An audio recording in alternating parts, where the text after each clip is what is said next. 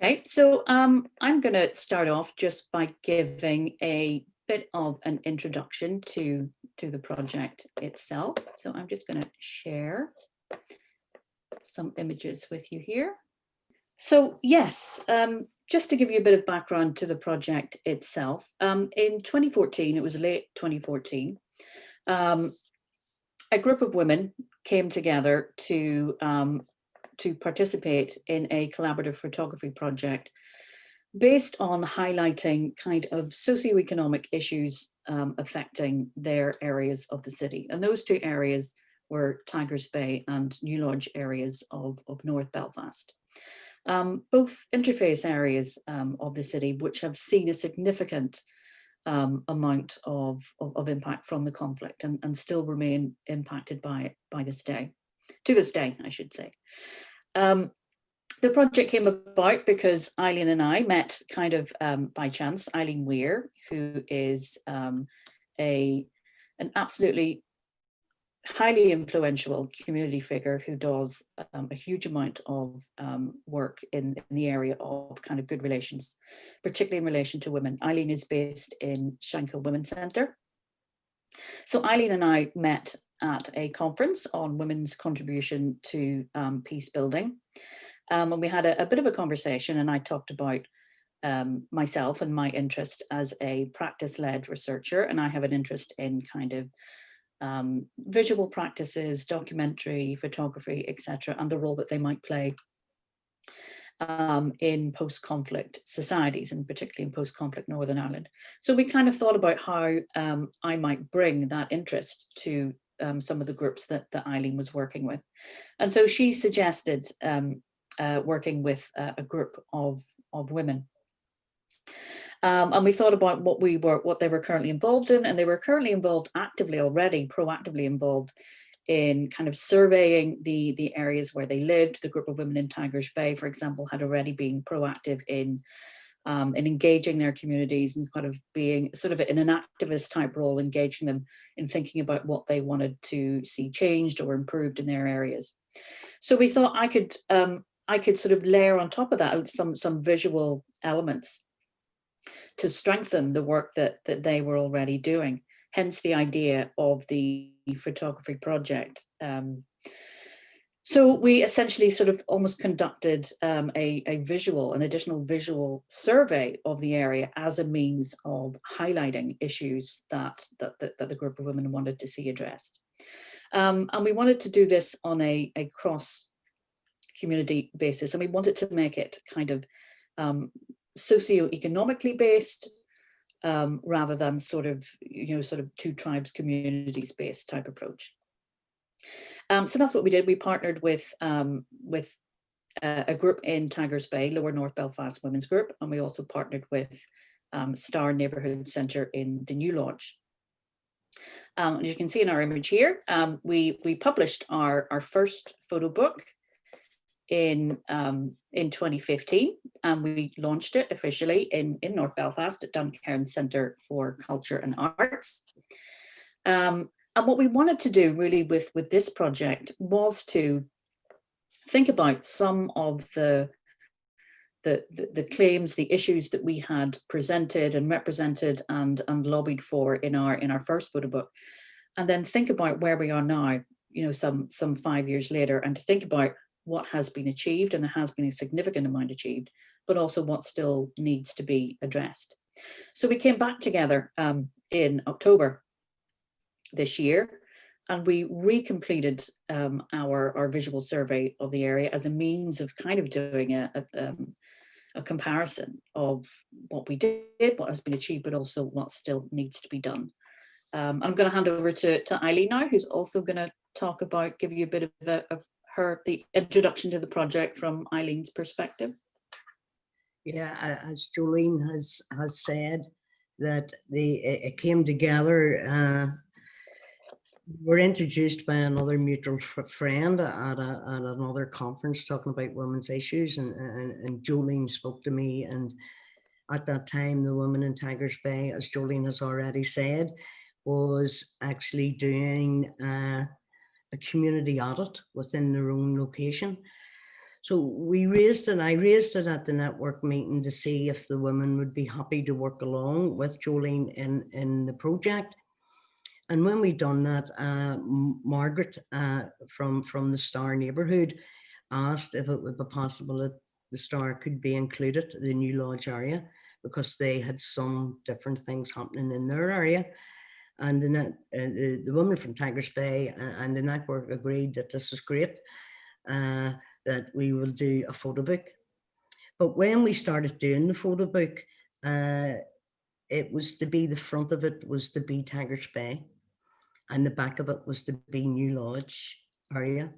And during the time that the women were working with Jolene, there was training involved in it as well. So it wasn't just doing a wee book and Jolene went and took the photographs. The women actually were trained and taking photographs and how to take photographs and what to look for in photographs. Women's Tech, who was based in Duncan Gardens at the time, allowed us to use their computer suite. So they met regular and looked at the photographs.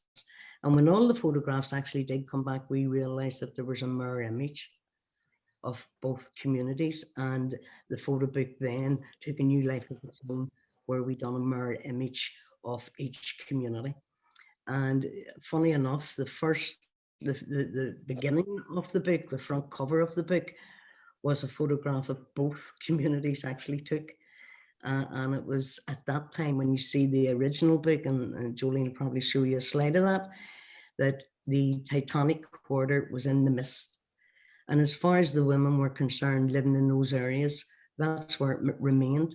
It was out of reach, because women in those areas could not afford to take their family to the Titanic. So they had to look at this every day in life, but yet couldn't access any time within it. So really that's where it really started, the book. And again, meeting up again in October. I wasn't able to be there that day, but when I seen the photographs that came back, I was astonished. I'll hand it back to Jolene. Thank you, Eileen. And yes, just thank you for remembering me to to say that. I should have probably explained that a little bit at the beginning as well. Yes, in terms of how we actually went about taking the photographs, we were really kindly offered a safe, neutral, women-centered space at Women's Tech, and it runs along Duncairn Gardens, which runs directly between Tigers Bay and New Lodge. It's kind of an interface road, and it's a great space, fantastic space that offers women sort of training in non-traditional, what we might consider non-traditional skills. So yeah, we were able to meet in this fantastic space, and we engaged in some sort of photographic skills training. We thought about things like, composition and rule of thirds. We engaged with Belfast Exposed Archive, and we looked at sort of representations and images of Belfast, and we thought about where ours might sit within that. I should also say that we worked very much collaboratively, and that was based on, again, this is how I tend to work in my own practice, and this is based on my own sort of PhD research, which explored the necessity to work collaboratively on these sorts of projects, particularly in relation to sensitive issues around post-conflict societies. So what that means is essentially the photo book itself and the images are co-owned and shared between ourselves at Ulster, Eileen and Shankill Women's Centre, and the two constituent groups, Star Neighbourhood Centre and the Lower North Belfast Women's Group. So that means that we remain accountable to one another throughout the course of the project and any further developments, which means probably, in other words, Eileen can't really get rid of me. So it means that you have a responsibility towards each other throughout the life of the project. I just want to hand over now to Betty Carlisle in Shankill Women's Centre, who's going to talk to us a little bit about another really important aspect of the project, which is the Greater North Belfast Women's Network. Hello. I want to talk today about how it actually came about. the network has gone, it's been for about 13 years, and it's gone from strength to strength. But I think that it's important to know where it came from.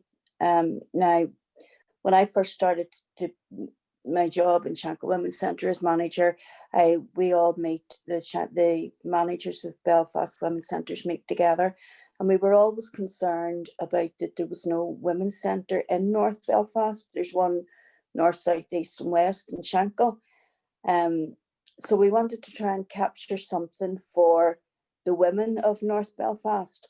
And at the time there was a programme running in North Belfast called the CEPs, the Community Empowerment Programme. And at that time, the girl who ran that and myself got women together from all over North Belfast and did a bit of a survey on what women would like in terms of a forum or a network. This is stemming from a very successful Shankill Women's Forum. So anyway, they were up for it and everything was going well whenever the funding was pulled from the CEPs. And we were left with a small committee to try and do something about that. I was on that committee, and of course I grabbed the opportunity at the time to keep the idea of a forum stroke network going. We put in, Shankill Women's Centre put in an application to what then was the Office of the First Minister and Deputy First Minister, and we were successful. That was around 13 years ago. Now, the Women's Network was set up to look at issues to do with women. It wasn't just a cross-community project. However, it went into that on a natural, organic kind of way because of the fractured areas in and around North Belfast.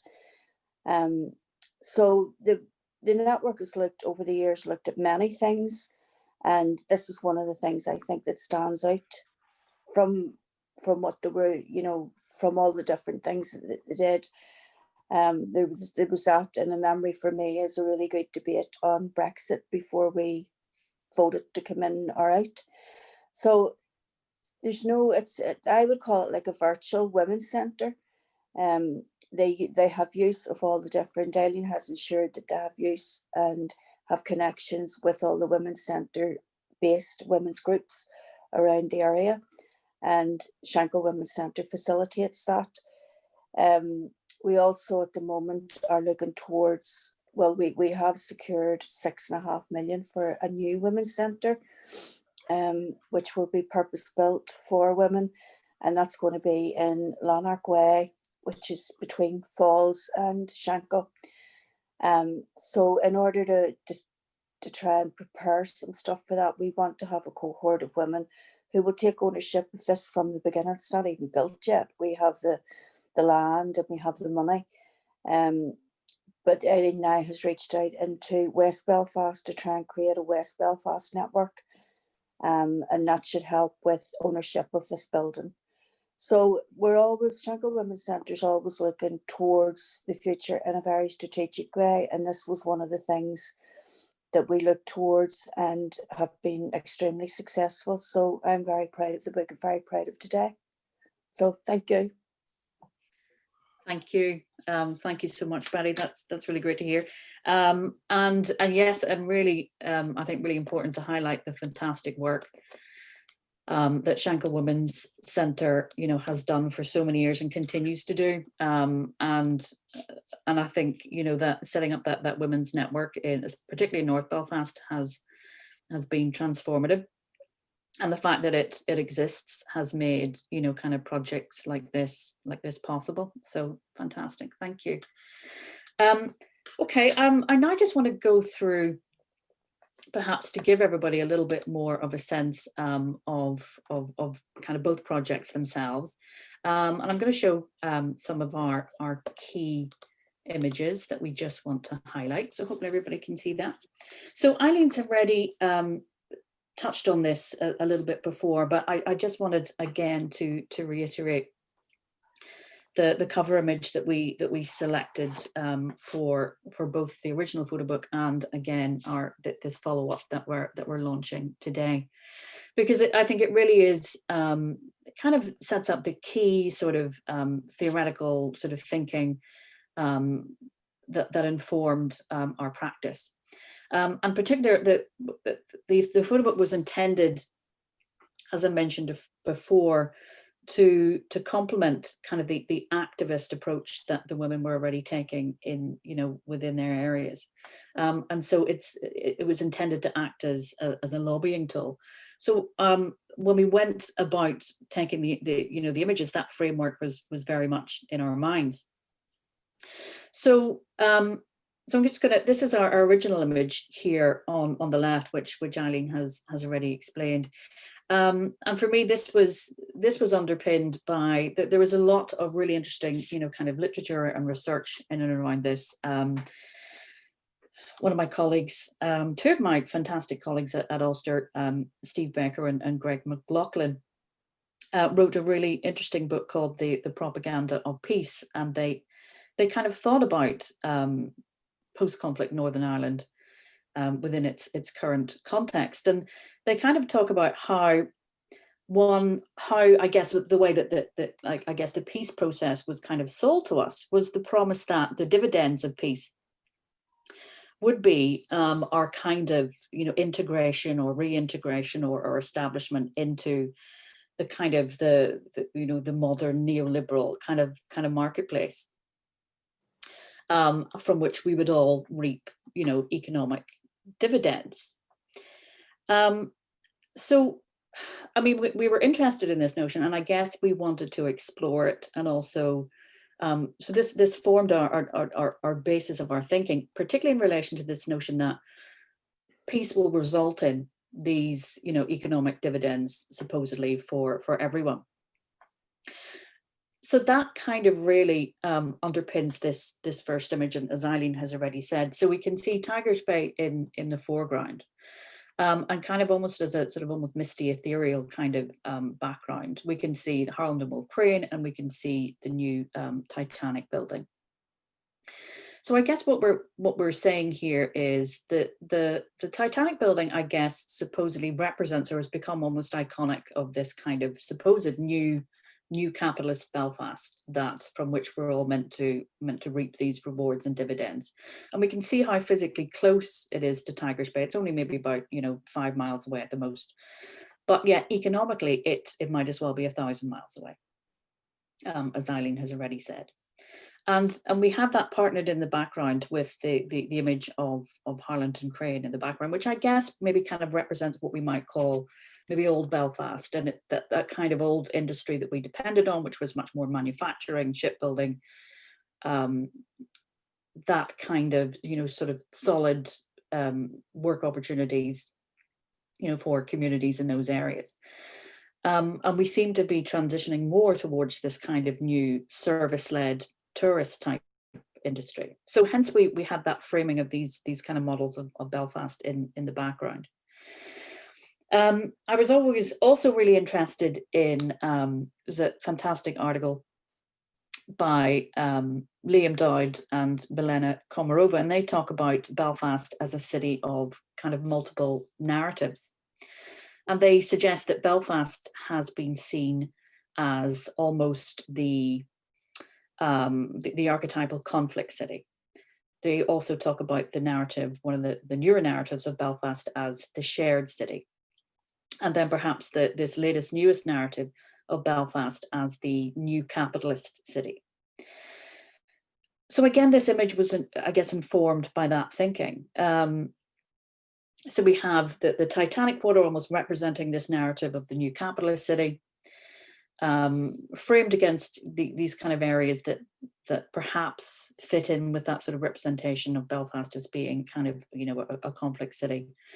And then I guess we also our approach, which perhaps leans towards our kind of cross-community approach, I guess leans us more towards that shared city narrative. And in some of I've wrote some pieces about the project and the nature of the photographic practice that we have produced, and I thought about where we sit in relation to those kind of narratives. So I guess all that underpinned our practice. And so the image on the obviously Tigers Bay in 2014, and then the image on the right shows the image when we returned to the area and in 2020.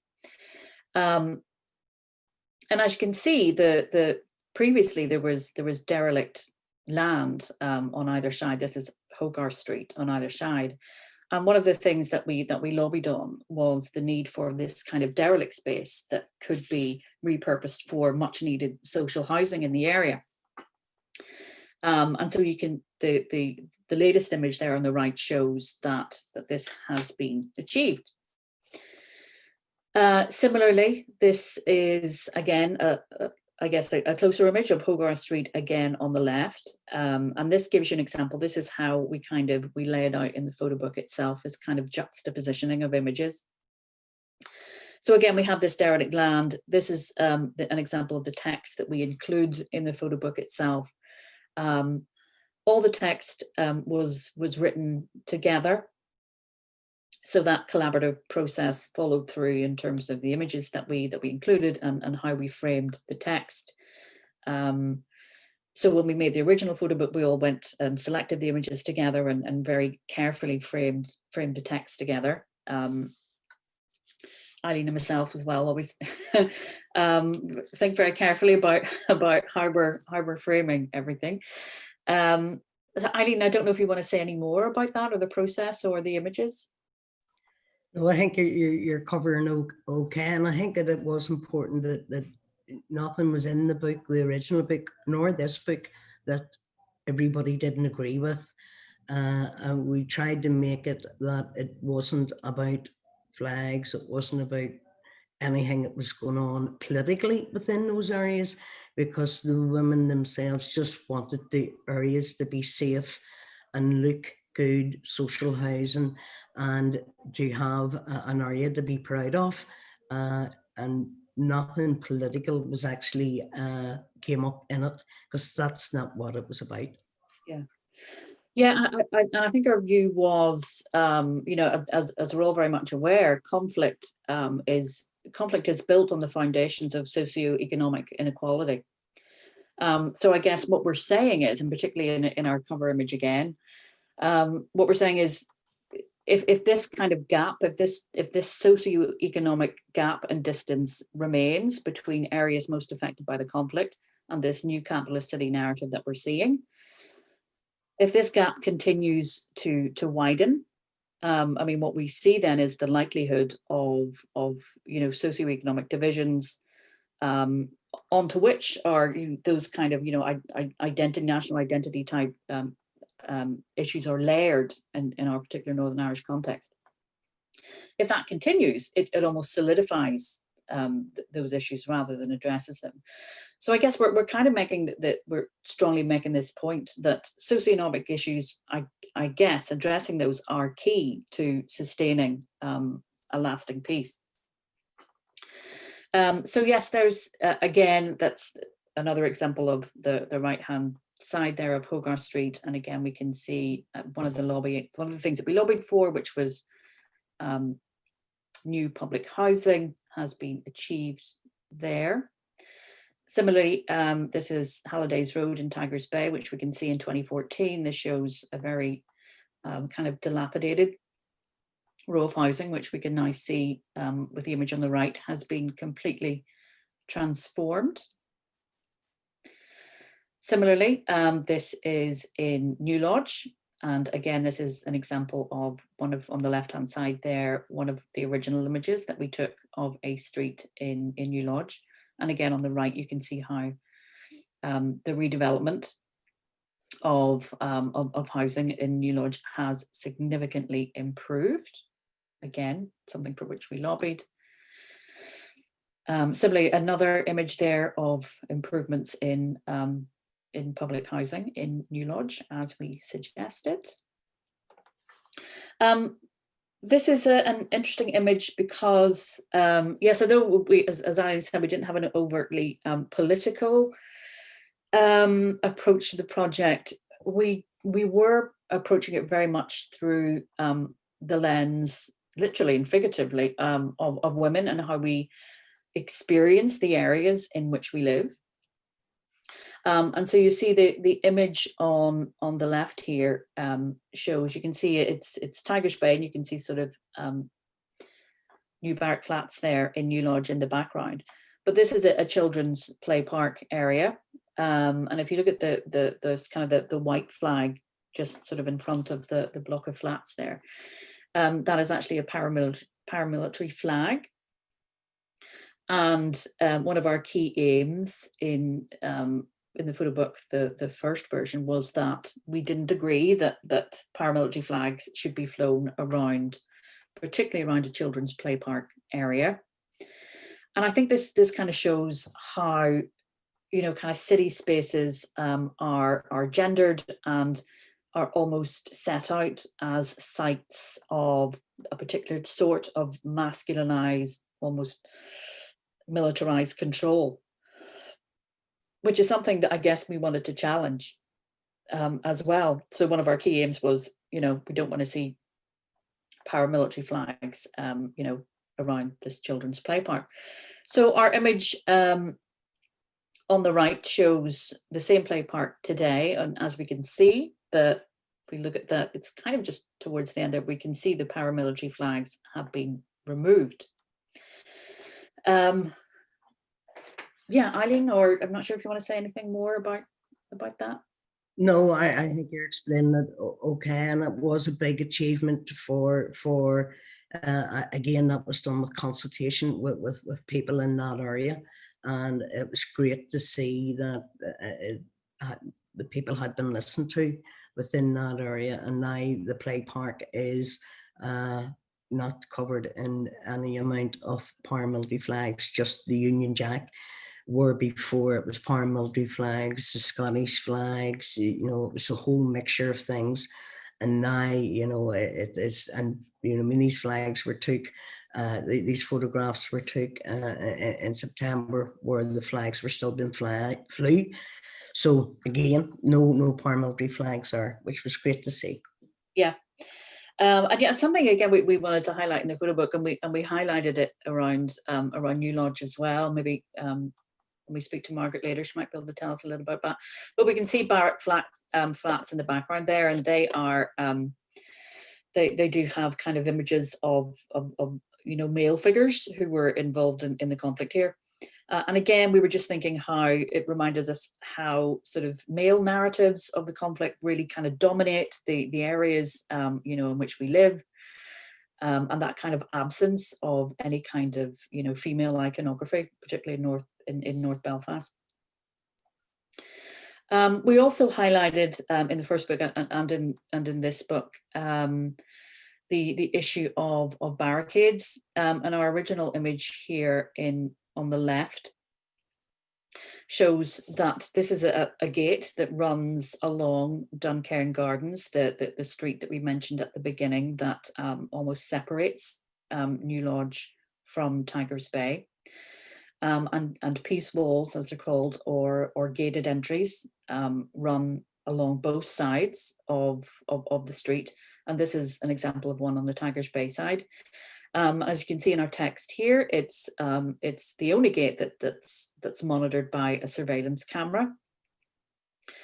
And I was interested in this when I wrote about the project, and about how, therefore, the space and the area itself, and the fact that it is monitored, it is kind of surveyed by this, you know, sort of seemingly you know, anonymous presence, what that communicates to people who live there, how that impacts on you, the feel that you need to be surveyed, obviously communicates about something that you still need to be contained or controlled in some way. And you can see there that the impact of this, as the women stated, it means that local residents, that the gate is shut at 5:30. So if you want to, you know, access the shops along the main road, you have to go out and walk all the way around. I mean, what's interesting to note is that neither group said that they wanted barricades removed, but they would like to, you know, work towards extended opening hours. There was also a sense of the gates on the Tigers Bay side feeling a little bit more threatening and intimidating. than the gated entries on the New Lodge side, which kind of have a little sort of, more rounder, sort of almost keyhole type design. Eileen, I don't know if you want to say anything more there. Yeah, again, Jolene, it's not that, I know that people are looking and other people are looking at removing of gates and walls around the city. But again, this is to keep people safe. And if they are ever to be removed, then it has to be decided by the people who live there and nobody else deciding it. It has to be that community. So while it remains, you can still see a lot of change needs to happen. Okay, they have put maybe new fencing up the side of it, but it doesn't seem to be maintained, or where the trees is growing through or the weeds are growing through. There's graffiti on the walls, and it's not a pretty sight from either side, whether it's from the Dunkirk Gardens end or from the Tigers Bay end. And it would be great to see if there was consultation with local residents, the local residents who actually live there, not people coming into the area to make the decision. So it would be great to see negotiation and discussion and conversation happen with those residents within the Tigers Bay area to make further changes. Absolutely.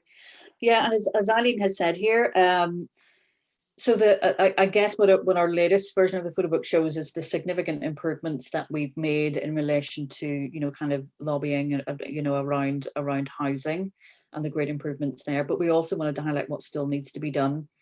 And this is, as Eileen said, that this is one such image that shows that, actually very little has changed here in relation to, kind of gates, feeling of being surveyed, contained. And I guess what we're trying to highlight is that the way for us to move towards, if we do aim to eventually remove sort of barricades such as this in the future, that it's this kind of, socioeconomic kind of work and relationship building that is key to that. So people need to feel safe, before we can begin, to really move towards the, full removal of such barricades. Similar, we showed some progress here, that there was a peace wall here on the New Lodge side, which has now been removed. And again, we said with the caveat that it's essential to ensure that powers that be continue to consult with local communities in relation to doing this. I think that maybe just before I go on to women's services, I think now might be a good time to bring Margaret in on this, just before I talk about the women's services. Margaret, I don't know if you want to. Margaret was, again, one of our project's participants. Be useful to hear your perspective on this. Yes. I know that the gate was moved, Dunkirk Gardens beside the New Lodge Road. That was consulted by the residents. And it was brought down, but there's flats or some buildings going there beside the Star on the front of the road. So the people will be safe behind the New Lodge Road. There's loads of trouble at New Lodge Road, North Queen Street, with kids fighting from Tigers Bay and New Lodge Road. It happened all summer and even until September. So there was loads of trouble there. I don't know what to... And that's really interesting because, I mean, quite often, especially when we're thinking about that sort of new capitalist city narrative, is almost the image that's being promoted of perhaps Northern Ireland more internationally is it's everything's fine now and it's pretty much all over. But I guess what we want to highlight is the amount of work that still needs to be done. It does. It does. what you said there was right about the capital city, capital Belfast city. Yeah. We can't use it. Loads of people can't use it for their children because they can't afford it. Yeah. Yeah. Yeah, so that's interesting. We have all these kind of flag mark, is that the right word? No, flagship, high profile projects, which is fully represented by the Titanic water. But yeah, absolutely feels out of reach to those communities.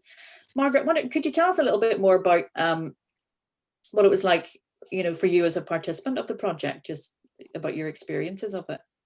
It was very good because I'd met the women from Tigers Bay at the epilogues in Derry.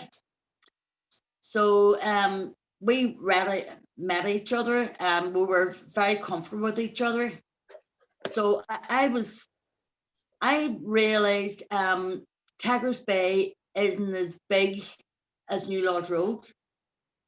I mean, you take in the flats and the Carlisle Circus and the Carlisle Estate, it's not very big. Yeah. Unless it gets back to Alexander Park, does it? Gosh, I'm not sure. I'm not sure about the reach of it. But how did you find the experience of actually kind of taking the photographs themselves and seeing it published, I guess? Yes, it was very good. I was delighted at the album, the photo book album, and this next one. It shows you how the areas have changed, and it would be good to keep that book the way the areas looked at one time, 2015. It's like it's so different now, but it's not really different. There's loads of graffiti on the walls and loads of weeds growing out to the pavements and all that sort of stuff. So it'd be good to look back on that when their areas changed completely. Yeah, there's definitely a lot of transformation, and as we've said, particularly in relation to housing. But we probably still all feel there's a lot of work still to be done in relation to so that's great in terms of infrastructure, but I think we all feel there is still more to be done. And in particular, and I just want to perhaps return to our last kind of slide here, particularly in relation to women's services. And as Betty has kind of already highlighted, there is no formal kind of women's centre or in North Belfast itself. So hence why we wanted to highlight issues such as this. So again, the image on the left is this is on it's in New Lodge, but it sits kind of right on the edge. You can see an example of one of the peace walls there on the New Lodge side with kind of the circular gated entries. And we can see the corner house there, which was, as we said in our text here, it was once a thriving cross-community family centre, and it was used by people from both Tigers Bay and New Lodge, provided much needed services, lost its funding and closed about 7 years ago. That was written in 2015, as we can see in the image on the right. As of 2015, it remains unused and derelict, and we're saying it's an example of a space that could perhaps be repurposed for much needed services such as a creche, childcare, educational services. So we finished each book with. Jolene, can I just Yes. come in? Yes, of course. Yeah. Give apologies for Katrina from Tigers Bay. She's not too well and couldn't this morning, but she I would just like to give you maybe a concept from Katrina's point of view. I asked her if she wanted me to say anything, and you had recorded some messages, and we asked her what she thought of it, about the exhibition, when we were going to have the exhibition, but because of lockdown, we've referred it to the Zoom, the web bar, and her comments was that to do something like this, it gives the area and the women a bigger platform, which would be one of the things, and it shows where they were. It also shows where they are, and that it also shows where they need to go.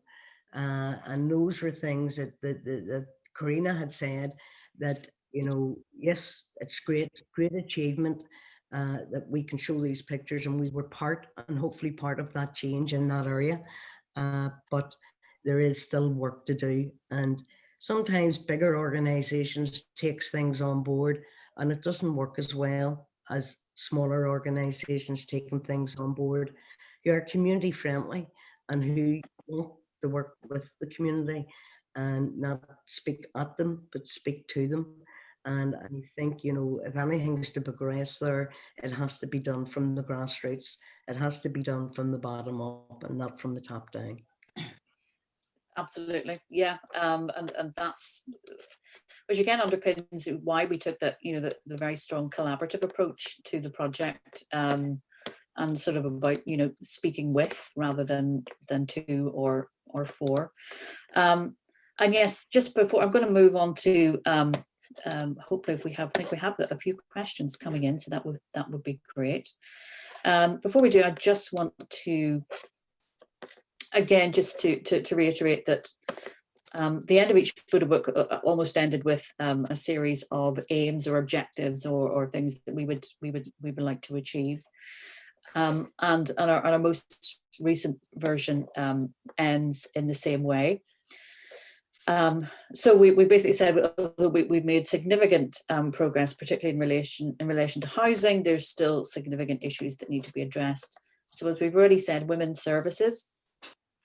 So the need for that kind of shared safe space for women in Tigers Bay and New Lodge to come together.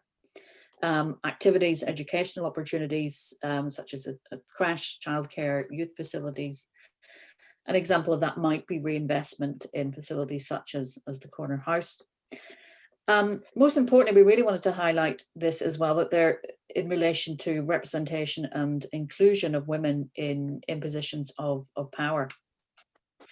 So there is still, unfortunately, a real lack of women in local power structures, which again means that their voices continue to be excluded from these kind of key decision-making forums.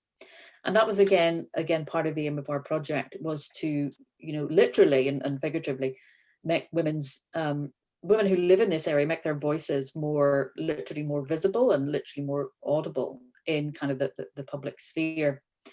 And I think as Eileen, one of the participants, said, because women's voices tend to be silent, that's when you do something visual, it's much more difficult to silence. As Eileen said, you can't silence the book. So that was also part of our one of our key aims. Okay, so I'll stop sharing there, unless Eileen or Margaret have anything else that I need to add. Well, I'm happy enough. Maybe we could say that the book is going to be available, you know, and we have the contacts of people who actually participated in this morning's event, and it is also going to be on ebook if you want to explain a wee bit more about that, about how to get it. And because the first book was so popular, we have run out of copies, and we're hoping that the University of Ulster will do us a favour and get some more of those books printed, and some of the newer books printed too, because you need to be shown, I think, both in the contents of the book. Brilliant. Yes, thank you. Thank you. Okay, so we're just going to go to some questions. I think we have, we'd like to open it out to our participants. So if you have any questions that you'd like to put to myself or Eileen or Margaret or Betty, please do put some questions into the Q&A. I think we already have one from Laura. Thank you, Laura. Thanks for coming. Thanks for your question.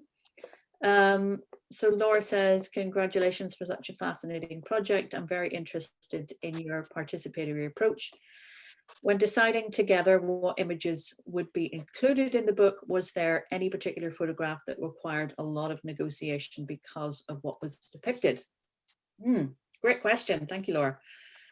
Eileen, do you want to?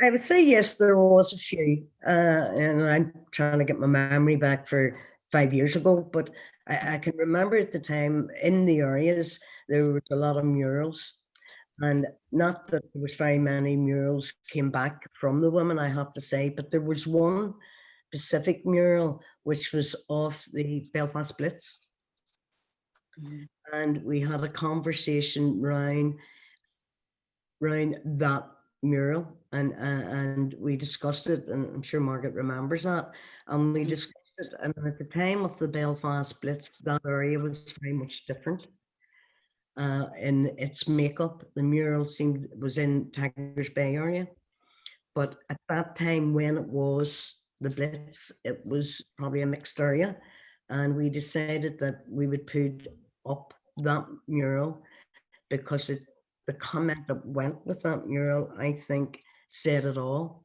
That women made a comment that they feel worse off and more deprived now than what they did during the Blitz. And that actually was a very powerful mural. And because it wasn't a sectarian mural, it was a Belfast Blitz mural, we all agreed to put it into the book.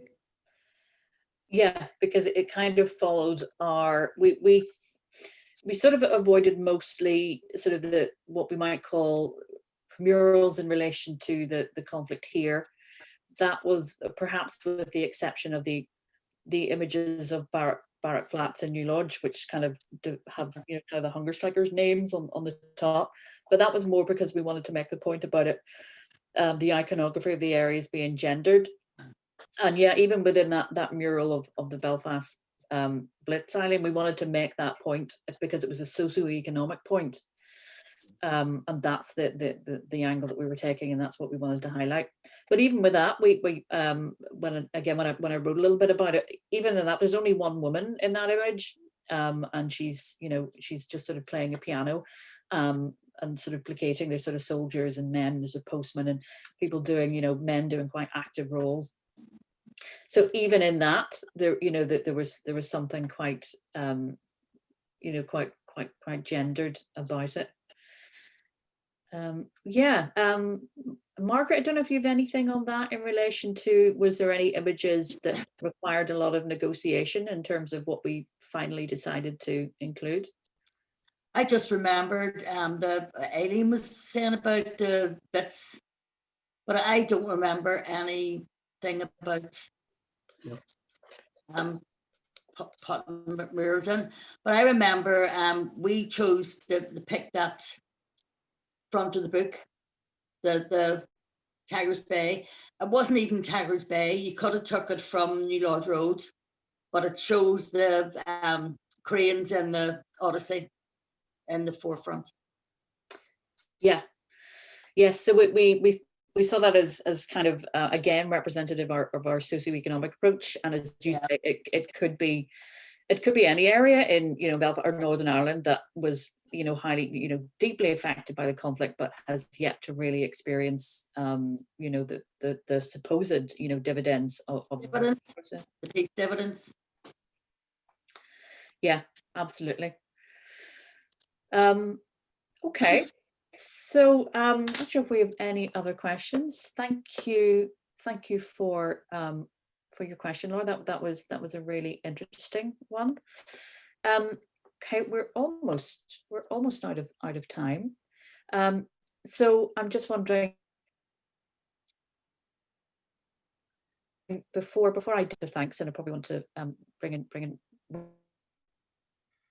Robert shortly, but I wondered perhaps Betty, if you have any kind of ribbons for us in relation to the project. You're on mute.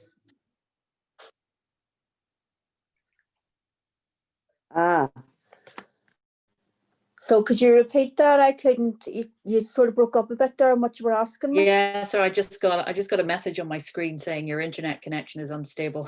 Sorry about that. But it happens at the best of times. Yeah, just wondering if you have any final reflections for us, Betty, from your perspective, just before I hand over to closing remarks. No, I'm very proud of it. I think it's great. I mean, it's probably part of the bigger picture, but it's a really, really important part of that bigger picture. So no, I'm really pleased that it's happened. And I hadn't thought, when I'd seen the book all them years ago, I hadn't thought that it would, you know, end up with another one and following through. And that's really good, that it wasn't just left to lie on a shelf somewhere. It has been picked up and looked at again. So yeah, I'm very pleased with it all. Thank you. Yeah, that was definitely the purpose, that it would be an active tool, literally an activist tool, I guess, in lobbying those issues. And yeah, I mean, Eileen has been more more than active in that area. Maybe, Eileen, you could tell us about how you've used it, who you've given to. Well, the first round, everybody in Belfast City Council who was on the planning committee got a copy, because they happened to be at a Brexit thing that was being run, and they were all there. So every one of them went home with every political party got a copy of the book, and every visitor that visited Shankill Women's Centre got a copy of the book. So I see Robert shaking his head, and he has agreed in the chat that Ulster will fund the printing of some more of the books. So I would like the people who I give the books out to the first time round to actually get a copy of the second book, so they can see that how women can influence some change in their areas. And we can't forget that when you look at North Belfast and those particular areas, they were the worst affected areas during the conflict here. They lost more lives than any other area within the conflict.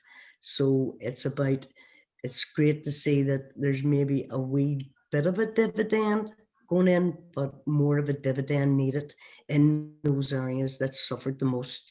And the other thing too, my name's been mentioned the whole way through this, but Jolene, I would like to thank Jolene. I don't know why I'm thanking her for torturing me every 2 minutes. Me again. But I have to say, she was the driving force behind this. I was the one who just got the women and tried to get the women contacted and everything else, and took part in it, obviously. But I personally would like to thank Jolene, and I'm sure every one of the women who took part. She actually fitted in with the women. And it's not very easy for somebody from the university to fit in with a group of women from Tigers Bay and New Lodge, but she done it, and she done it very, very successfully. And I think she created some friends there. Absolutely, yes. Indeed, thank you. Well, thank you. I appreciate that, Eileen. Yeah, but again, I would feel the same way. I would feel that you spearheaded it, and that you kind of really made it happen, and pushed us along, and I feel that, yeah, I was just sort of there helping facilitate the process for yourselves, and to bring whatever we could bring from the university to help complement what you guys were already doing. Just a couple of comments before I move to closing remarks from Noreen. Thank you, Noreen. Congratulations, Jolene, Eileen, and Margaret, everyone involved in this wonderful project. Great to hear the second book will be available. I look forward to hearing more. Catherine is our head of school here. She's asking, very interesting, where do we take the project next? Oh, Oh gosh, I'm not sure yet. I have a few ideas, Jolene. I have a few ideas. We'll talk after this. Okay. Okay, and from his colleague Steve, great. Congratulations everyone on really thought-provoking photo collection. I just want to acknowledge I've used some of these in my teaching as they encapsulate so much about contemporary Belfast. Catherine is asking, are both sets of photos in the second book? Yes, not precisely every single one, Catherine, but those that we wanted to make a point where progress has been made, and also where we feel there still needs work to be done. So not exactly every single one in our second follow-up, but yes, ones where we wanted to really draw that out. Okay, thank you everyone. I just want to bring things to a close. So I just want to perhaps maybe get some final closing remarks. I think that's fine from myself and Eileen. Robert, I don't know if you wanted to. Robert is, sorry, the director of the Centre for Media Research here at Ulster, and I just wondered if he had any closing remarks for us. Just to say congratulations and fantastic work. And you should all be proud. Jolene, Eileen, Betty, Margaret, Katrina, and all those that participated. It's such a fantastic project. And just to say, Jolene, thanks to you. And I, as a colleague and as the research director, really proud of what you've done and what you've achieved in this context. It's not an easy thing to do. And Ulster kind of self-professes often that it's a civic university and that it's motivated to maintain a strong connection to the region in which it's situated and to be a force for progressive change in the region. And no better is that exemplified in this work and in this project. So I think the university is saying that it's a civic-minded institution, then Eileen, I think we do need to put our money where our mouth is. So let's talk about that. I think putting it in the hands of locally elected politicians is a fantastic idea, and maybe it'll give them an indication of how collaborative work and working together kind of makes sense. Maybe they could take some lessons from you guys on that in terms of leadership. Sorry, I'm starting to get a bit political now, but just to say, absolutely fantastic. We're so proud of you, Jolene, in the context of the CMR. So very well done. And we would very much like to have you all post-lockdown back into the university or onto the university probably for the first time. And maybe organize something, maybe have something to eat after, maybe a few drinks even. It would just be great to see you all in person and to say thank you in person as well. So congratulations everyone and very well done. It's great stuff. Thank you. Thank you. Thank you so much, Robert. And yeah, and thank you for your support with the project and for making this, you know, kind of this our follow-up possible. That's really helpful. I just want to finish with a few more thanks. So I want to thank our funders. So we're funded by the Executive Office and the Greater North Belfast Good Relations Fund, the Community Relations Council, and obviously the Centre for Media Research at Ulster University. Can I thank Betty and Eileen and everyone at Shankill Women's Centre, the Greater North Belfast Women's Network, which, as we know, has been essential to this project. Duncairn Community Centre in Tigers Bay, which who allowed us to hold several meetings free of charge on their premises. Similarly, Star Neighbourhood Centre, to which Margaret is attached to, in New Lodge, we also held a number of meetings there. We also really want to thank Patricia Fleming at Women's Tech, who again provided that great space for us to meet when we were doing kind of our photography work. In one of their brilliant kind of classrooms in Women's Tech. I want to thank Karen Reid, Maria Prince, Michelle Gardner, all at Ulster University for their fantastic support in helping us organise this webinar today. And finally, we really need to thank the women who participated in this project, without whom it wouldn't have been possible. So I want to thank Leanne Best, Katrina Campbell, Heather Ferris, Gina McElwain, Suzanne McMinn, Margaret Valenti, who's with us today, Linda Wright, and of course we also had a larger consultation meeting with a group in the New Lodge right way back at the beginning of 2014. So thank you, everybody. Thank you very much for your time, for your attendance. This will be recorded and will be available afterwards, and everyone who has attended will receive a digital and hopefully, we're hoping, a hard copy of both books themselves. Thank you. Thanks so much. Thank you very much, Julian. Thanks, guys. It was great stuff. Thank you, Robert. Thank you, everybody.